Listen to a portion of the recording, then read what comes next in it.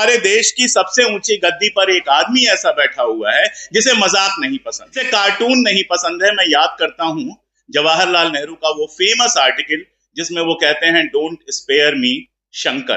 केवल शंकर के कार्टून्स में नेहरू को आप देख लीजिए। शंकर ने जितने कार्टून नेहरू के बनाए हैं, उन कार्टून्स को आप एक साथ देख लीजिए, आप 1964 तक के भारत को भी समझ जाएंगे और ये भी समझ जाएंगे कि नेहरू किस हद तक अपने कार्टून्स को बर्दाश्त करते थे और उनसे सीखकर अपनी चीजें बदलते भी थे। लेकिन उसके बावजूद एक लिबरल डेमोक्रेसी में इन सब जगहों पर स्पेस थी कि आप सरकार की आलोचना कर सकें, आप कह सकें गलत को गलत। और राजीव निगम अगर व्यंग नहीं करेंगे तो क्यों नहीं करेंगे और क्या करेंगे, ये सवाल एक बड़ा खड़ा होता है। मंजुल अगर कार्टून नहीं बनाएंगे तो और क्या बनाएंगे? मंजुल कार्टून बनाते रहे हैं तब भी जब मनमोहन सिंह यहां कुर्सी पर थे और तब भी जब नरेंद्र मोदी यहां कुर्सी पर हैं। लेकिन मनमोहन सिंह का जब वो कार्टून बनाते थे तो यही अखबार जो उन्हीं पूंजीपतियों के हैं, बड़े शौक से उसको पहले पन्ने पर छापते थे और किसी को कोई फर्क नहीं पड़ता। आज कार्टून बनाना इतना मुश्किल है कि एक के बाद एक फेसबुक पेज उड़ाए जा रहे हैं, किसी का ट्विटर अकाउंट उड़ाया जा रहा है, कोई मतलब आप बोल नहीं सकते हैं जैसा माहौल बनना शुरू हो गया है। और ये वो आवाज है जो इस देश में विपक्ष की आवाज है। आज कंडीशन ये है कि विपक्ष को कवर करने के लिए मीडिया नहीं है। भारतीय जनता पार्टी का कोई पार्षद भी अगर चाहेगा तो वो नेशनल मीडिया में आ सकता है, लेकिन दूसरी पार्टियों के सांसद और यहां तक कि विपक्ष के नेता को भी बाकायदा मीडिया में आने से रोका जाता है। मीडिया में गलत तरीके से रिपोर्ट किया जाता है या रिपोर्ट ही नहीं किया जाता। और यही वजह एक अल्टरनेटिव मीडिया खड़ा हुआ है।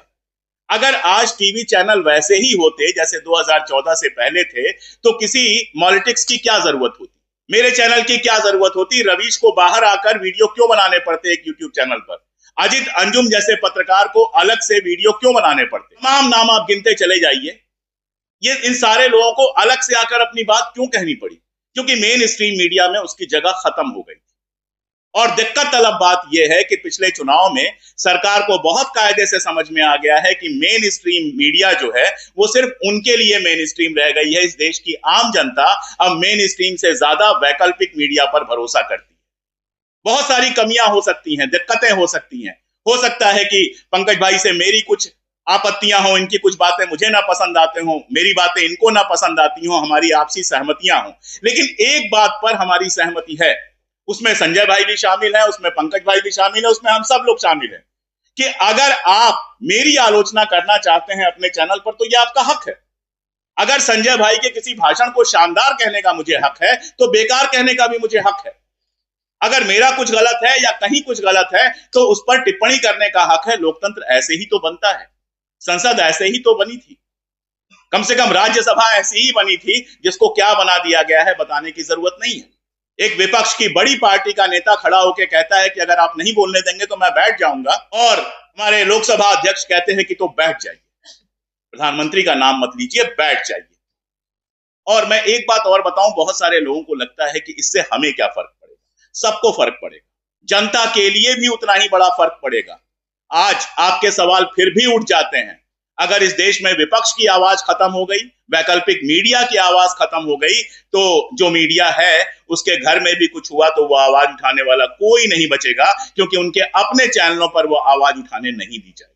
मुझे बस इतना कहना है कि ये लड़ाई सबकी है, ये लड़ाई एक एक आदमी की है, ये लड़ाई एक एक नागरिक की है, और अपनी असहमतियों के साथ इस लड़ाई को हमको साथ में लड़ना है।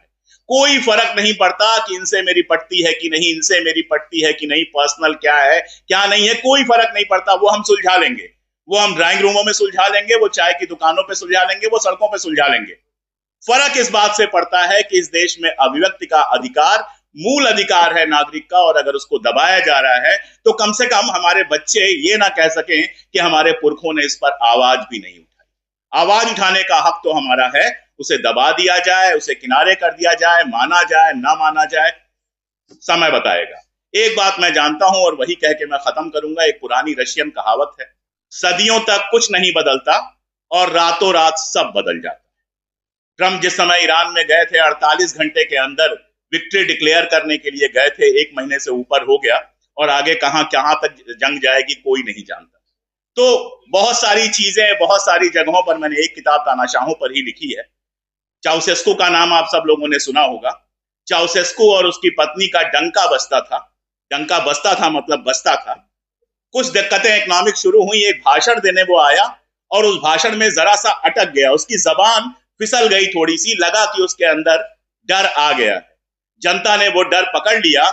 24 घंटे के अंदर चाउसेस्कू गद्दी से हट गया और उसके बाद जो हुआ वो आप सब लोग जानते हैं।